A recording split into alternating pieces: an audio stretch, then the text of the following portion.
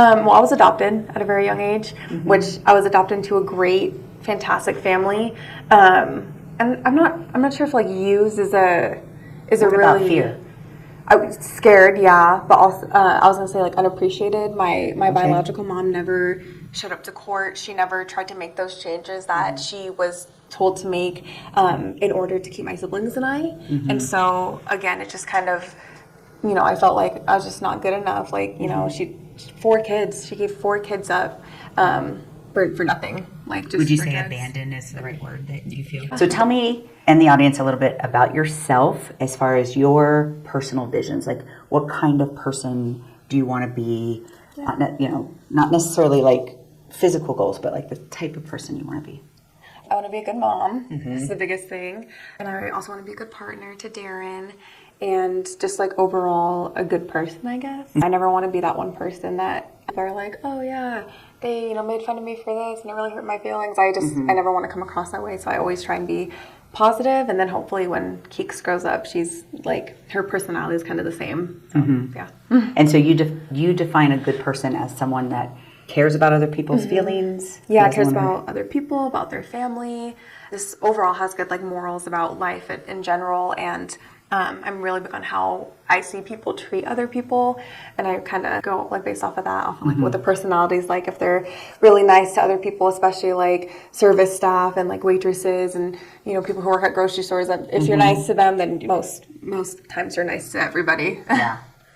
So what is your biggest challenge in being that person that you want to be? Being too nice a lot is sometimes people look at it the wrong way, or I always have to watch the situations I'm in, because if I ever am being like overly nice, overly welcome, overly inviting, then it kind of puts me in a position where I can either get taken advantage of, or I would never want to put my family in a position where anyone would be able to take advantage of us as a whole. Okay. And how does that make you feel when someone takes advantage of you? Used, and it makes me feel like I could tell that's a trigger word. It came to you immediately. Yeah, definitely. What kind of person is used? Weak people, or like they're not always weak, because sometimes you could be very strong, but you're just you're being too nice and you're being too giving, and so then I feel like people kind of feed off of that and think that when you're nice and you're so giving and welcoming that you're a weak person, they can just like kind of take advantage of that, and I hate that because I'm not like that at all.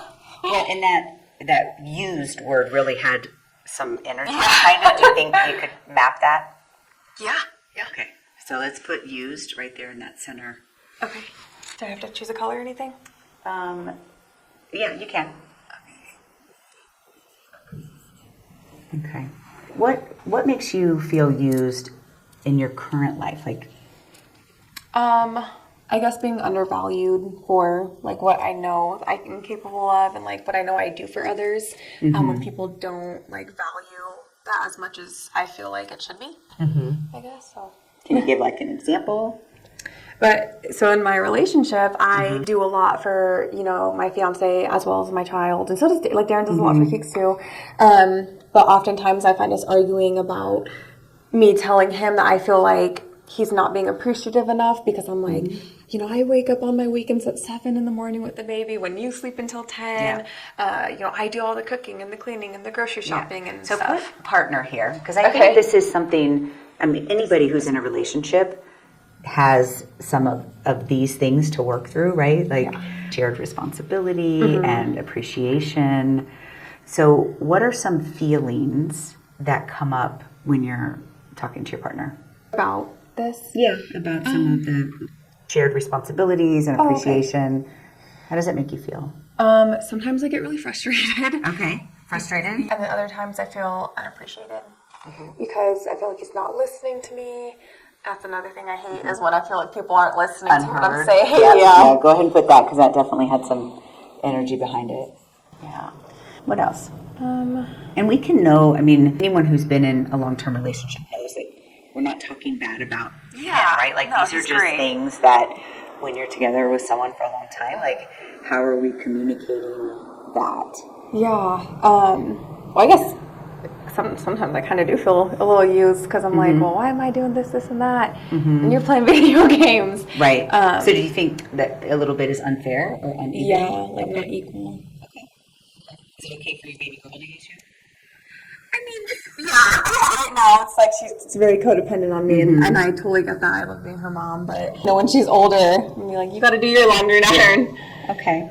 Anything else in your life right now where you're feeling used?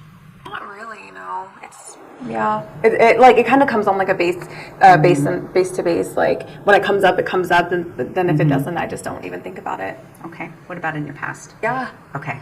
Yeah, that's actually how I ended my job here, is because who I was employed with last. I was a very loyal employee for 3+ years, and towards the end of my employment there, something had happened where we were condensing our staff, and we were trying to work out different hours, and I just got to a point where it was really unfair, and I was picking up 16-hour shifts for her when I was pregnant, and then at the end of it, she was just like, fine, quit then, and just I walked out the door and left and never went back, and she ended up begging for me back for like 2 weeks after that, but I had already gotten a new job. Yeah. So let's put work here, because I think, this can happen again, right? Like, there's always a need at work, and you want to say yes. Right? Yeah. And so in the past, you have felt unappreciated. That came up again. Go ahead and put that. And I'm going to actually put a line from here to here, because we talked about that also with your partner. That is a theme, right? We do these thought maps to kind of address and see where the themes are. Oh, yeah. So sometimes at work you felt unappreciated. Anything else at work that makes you feel used? Well, in my previous job, I just felt like, since when they knew, like almost taken advantage of, like they knew that I liked to cook. So then every single day they were like, if I didn't make something extravagant, then they were like, oh, why'd you only do this? And I felt like then it increased. Then the expectation to do extra, extremely high. Yeah. So expectations. Anything else in your work environment? It really was just like those are like the two biggest ones, and there's things that sprout off of like those two, but for the most part, it was really just unappreciated, and expectations were really high. And then, of course, at the very end of the employment, the feeling like she just didn't need me after I had given 3 years of like my all, and when I was pregnant, she just kind of kicked me to the curb. Yeah. So that sacrifice. Yeah. So go ahead and put sacrifice there, and that we ended employment, right? Is there a fear of losing your partner because of kind of these same things, and then you getting to a point where you are not being heard, and feeling the way that you did when you chose to leave her? Yeah. I mean, obviously, since we're both really young too, so like having a child young, and we had a child really early on, or got pregnant really early on into us dating. Having a child changes a lot, and so it's really like shown both of us more of like what kind of person we are. And there has been times that I've talked about, I've given my whole life to now him and to our daughter, which I love, but at times, since I do feel so unappreciated, and I feel like everything I'm doing like is just going unnoticed, I get a little upset and think about, well, this is my life now, like this is going to be the rest of my life. And obviously, we still have a great relationship, but there are worries sometimes where I think like, how much longer is it going to be like this? How much longer am I going to feel like this? And can I feel like this for the rest of my life? Because we plan on getting married and being together forever, but I'm like, if I feel so unappreciated and like I'm not valued as a partner and a mom, is this something that I can sustain forever? Right. So what I hear is that under this, the word you used as used is actually fear. Yeah. Would you agree? Okay. And I think, like really being able to dig a little deeper, and what is that, that real feeling under there. And the fear is that, you will give your all and it won't be good enough, or you won't be appreciated, and it won't last, right? Yeah. And this is just a job, like not super important that it didn't work out, right? But you really want this to work out. So again, just noticing patterns, but really it's that fear under that word. Yeah. Being afraid that it's not going to work, or it's not going to be good enough, stuff like that. So. Yeah. So now that we've identified fear under this used, And I kind of do know that there was something in your young adult life that was very scary and probably made you feel used. What would you like to share about that publicly? So when I was 19, I was sexually assaulted. And obviously I feel like anyone that has been through an experience like that, we all kind of have the same feelings of just like icky, dirty, used, like, you know, just kind of like all of those emotions. And so I guess that just kind of like adds on to like my whole feeling of being used is that it was something that someone like took away from me that I never wanted, you know, it wasn't supposed to happen, and made me just feel like it was just there and powerless. So I think it's, you know, I like the descriptor words that you use. Let's write those down because it really does relate to that feeling of used. You know, even icky, dirty, like those are, I think almost everyone that has experienced sexual assault. They might be a little more vulgar in their words, but I liked how innocent your words were. Powerless. Yeah. That's huge, right? And that goes with this fear very specifically, and with, you know, the partner and the fear. Like, we really don't. You can love him to death, but you can't change him, right? And although this is obviously extreme and ugly and should never happen to anyone, but I think some of this feeling of powerlessness comes up in this frustration, and I would say communication is, and mostly communication about what's under these things, right? Because it's real easy to say, I'm doing the dishes, you're sitting on the couch, right? Like, you know, but what is under that, I challenge you to communicate, right? Like, it's not just about tit for tat. Like, are you doing as much as me, right? I'm afraid. I'm going to give you my all. And you're not going to grow with me. And I have no, you know. Or reciprocate it, anything like that. Yeah. So you see how this, even though, you know, you are doing wonderful as a young lady, you have a healthy, you know, relationship, how it still kind of impacts how you're interacting with people that you love. No, and this has definitely came through and shown like things that I still need to work on as a person in my relationship. Like, I guess you can say like baggage that I have that isn't even fair to my partner now, but since it was so recent, it just comes out like in ways that I didn't even know it would come out, and like feelings that I had come out that I didn't even think were correlated with each other, but they are, and they're completely different things. So, well, and that's what happens when we don't take the time to identify this and what it's doing for us, and kind of trying to work through that. It's going to come out in other ways. But you're super smart. You're an empath. You're intuitive. Like, you're insightful. You're as it comes up.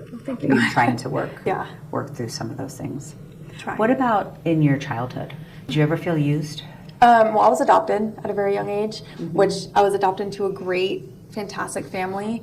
And I'm not sure if like used is a really about fear? I was scared, but also I was gonna say like unappreciated. My biological mom never showed up to court. She never tried to make those changes that she was told to make in order to keep my siblings and I. And so again, it just kind of, you know, I felt like I was just not good enough. Like, you know, she gave 4 kids up for nothing. Like, just would you for say drugs. abandon is the right word that you feel? Yeah, definitely. Okay. Put abandon there. It's okay. I have you write it because I can't spell. I think I spelled that wrong. It's fine. So write some of the things that makes you feel. Abandoned. And can I, you know, and you can make those bigger.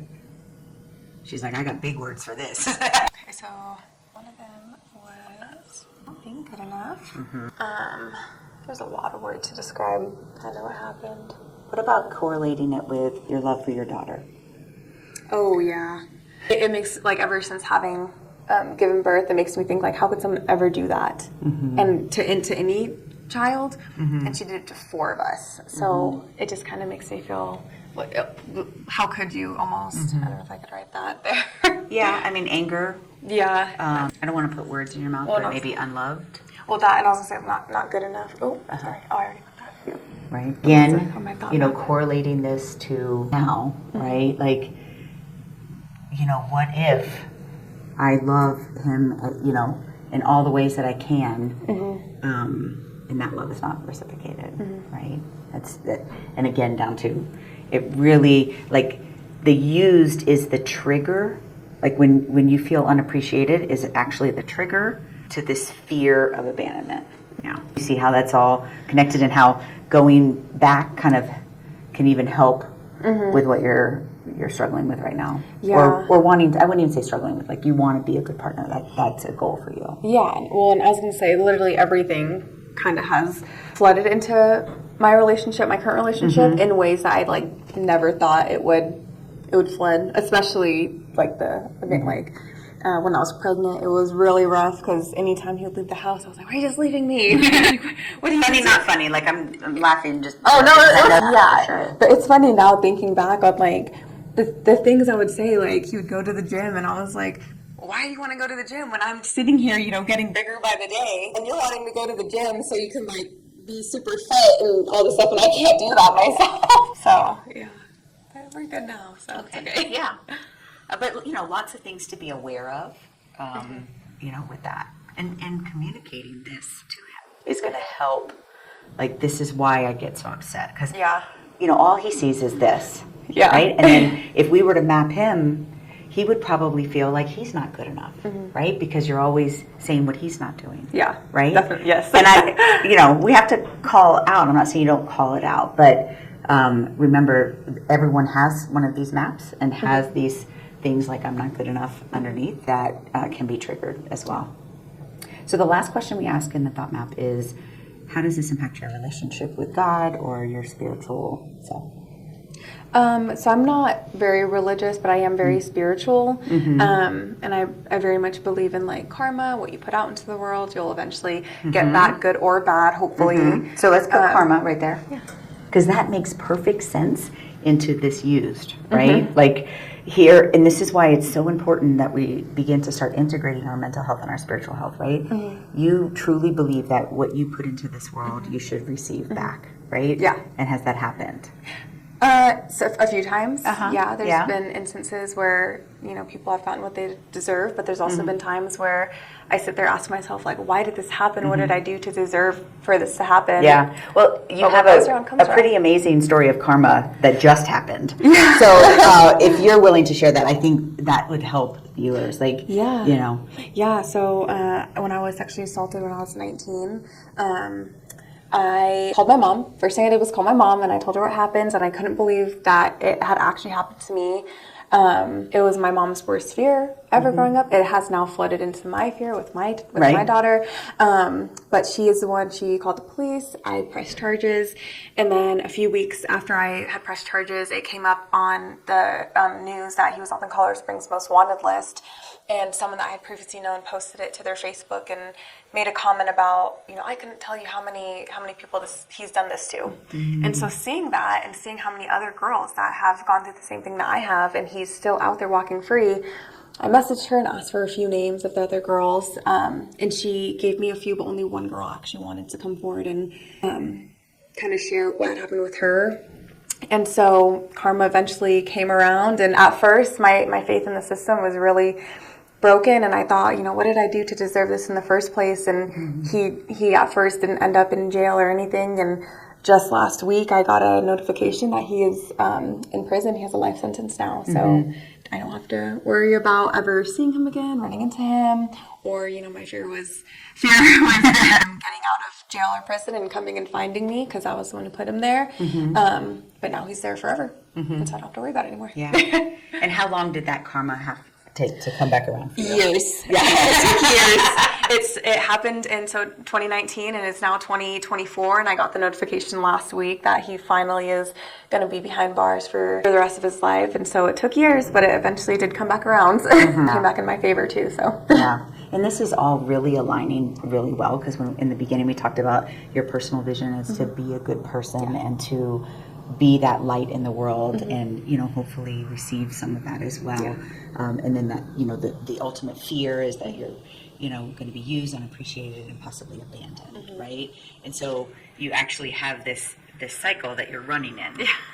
And so thinking about that as you're looking at, some of these things all right in front of you, what are ways that you could kind of stop that cycle of, give, but then feeling unappreciated?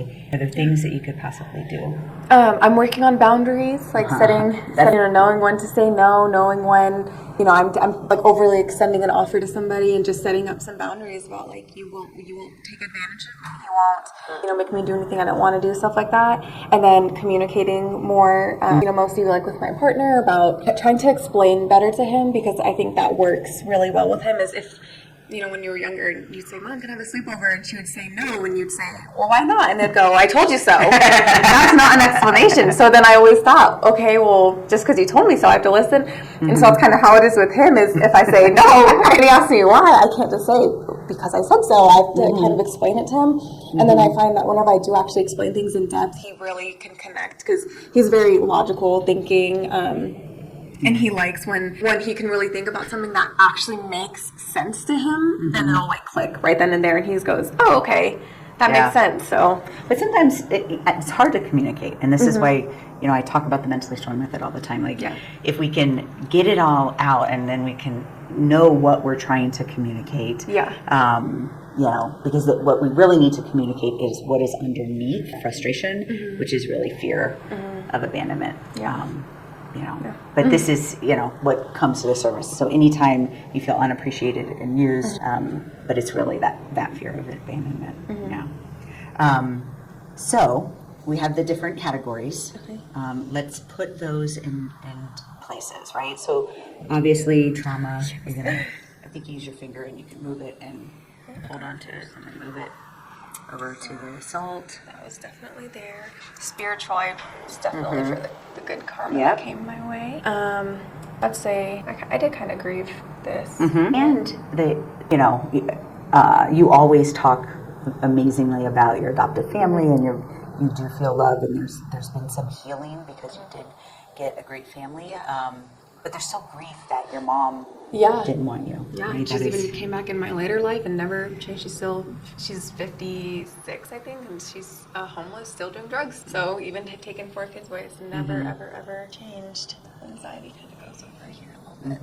Justice over here. All the way over here. Yep. Well, actually, I want you to put triggers as anytime you feel used. That's actually a trigger to your fear. Also, it's in a lot of places. If I'm able to like make it a little centralized. Okay. Kind of more a little bit over here, I guess. And would you consider not good enough one of your core connections? Kind of goes deep. Yeah. Okay. Yeah. Actually, I did a thought map on this one. I'm not good enough.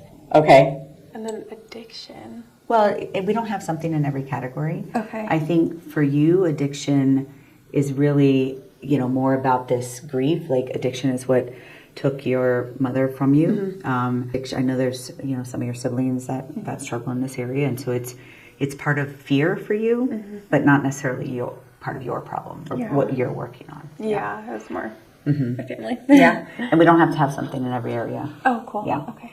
So I'm not going to go through it because I feel like you've really been able to identify some things, and what out of what we worked on here, do you think you need to do like specific work on processing this trauma? Yes. Okay. Yes. And have you thought about how you might do that?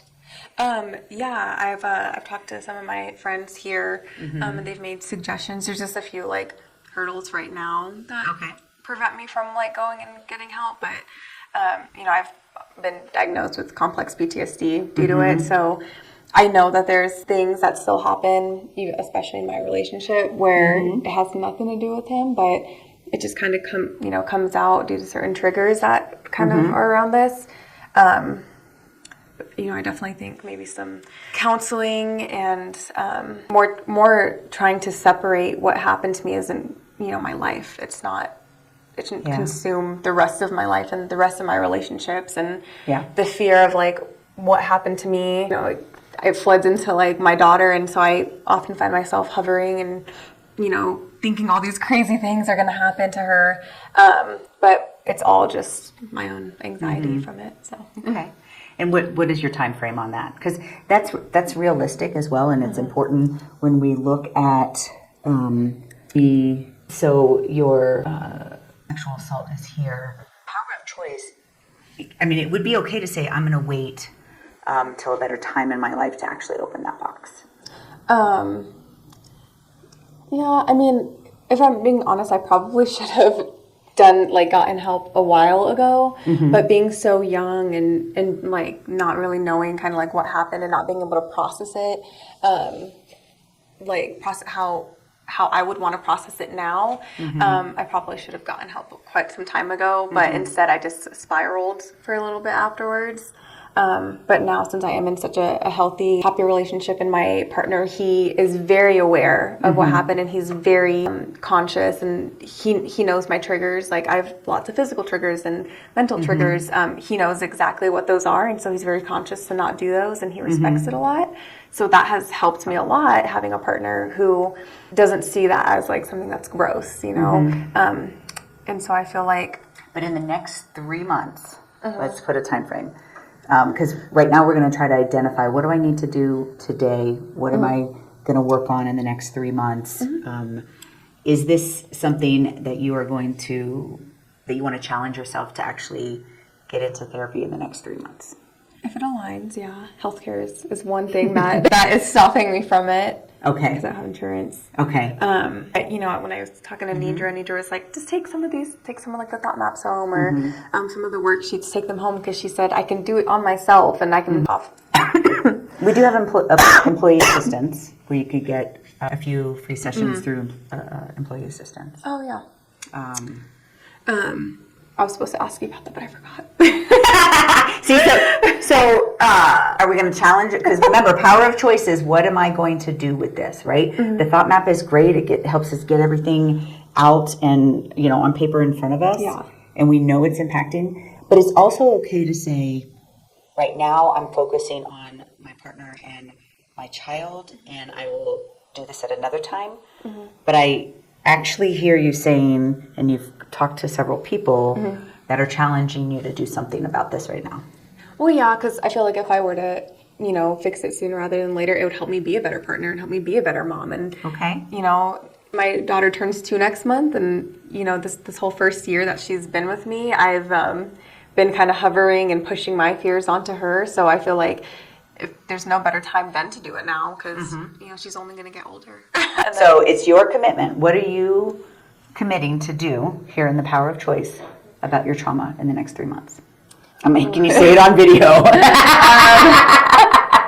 3 months you can. Well, no, I definitely do want to start some kind of like trauma-based counseling or therapy, or even if it is doing worksheets on myself, I want to at least take my first step towards actually actually getting help. All right. Would I put that up here? No, right next to your trauma. What are you going to do with that trauma? Yeah.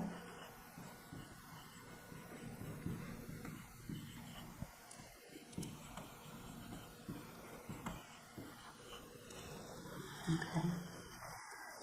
So some of your negative thoughts is used / unappreciated. I can't spell either. It's okay. Not good enough. Not good enough. We're going to put up here because we know it's pretty big. And oftentimes, insight and awareness is the first part here, because this is going to take a lifetime, right? I've been working on myself for 20 plus years. This crap still comes up, right? But the negative thoughts that pop in your head, you can kind of, immediately address those. Used and unappreciated. On a scale of 0 to 10, how much do you really believe that? I'd put it kind of at like a 5. Okay. And what are you going to do to try to get that down to a 1 or 2? I like to look up self-affirmation videos to where communication and boundaries too. Right. Communication and boundaries. So affirmations. What are some affirmations? I'm a good mom. Okay. I try to think about that a lot. I'm a good partner, or just really in general that I'm good enough in general. That's great. And so, do you know how many times you have to say something positive to get rid of a negative? 3? Probably more like 10. Okay. And every time, they say at least 3, but that's like, if you have a split second thought of feeling used. As soon as you say it 3 times, you say it again to yourself, right? And so you end up in this cycle. And so you have to kind of overflood it with positives. What would be the actual opposite of unappreciated? Overly appreciated. So I would also add, because you know you're trying to be a good person, you don't know if you're appreciated. And so you could say something like, I will find evidence that I'm appreciated. I'm not spelling that right. Because, and this has happened, you know, like even at work, right? Everything can get overwhelming and so you're maybe not told how good you're doing or those kinds of things. Like sometimes finding evidence of that appreciation is actually asking for it. I do put positive reinforcement on every single coaching session I have. How can we support you? I always say positive reinforcement because I feed off of it. So yeah, and to your partner as well, right? Like, I need to know that you appreciate. I'm working my ass off, or you know that you. That is a topic of our arguments. I'm like, I love positive reinforcement, and words of affirmation is one of my love languages. And that is just not his thing. Like he doesn't like to talk that much.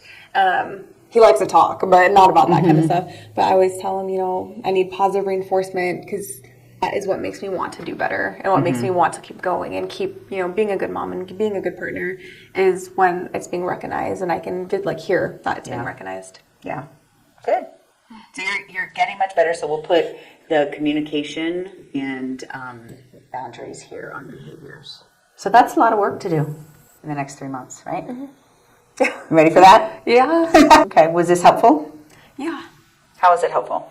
What is your one big takeaway that was, because you know the Mentally Strong method, but what was one of the big takeaways for you today? Is that now is the time to start? Ooh, okay. I should stop putting it off so much because I always do that, like, oh, I'll do it later, which I do that with every aspect of my life. But, you know, after going through the thought map and everything, realizing how, you know, I guess positive it is to actually talk about it instead of just think about it, that I should probably get going and start now versus later. Right. Well, good. I'm proud of you.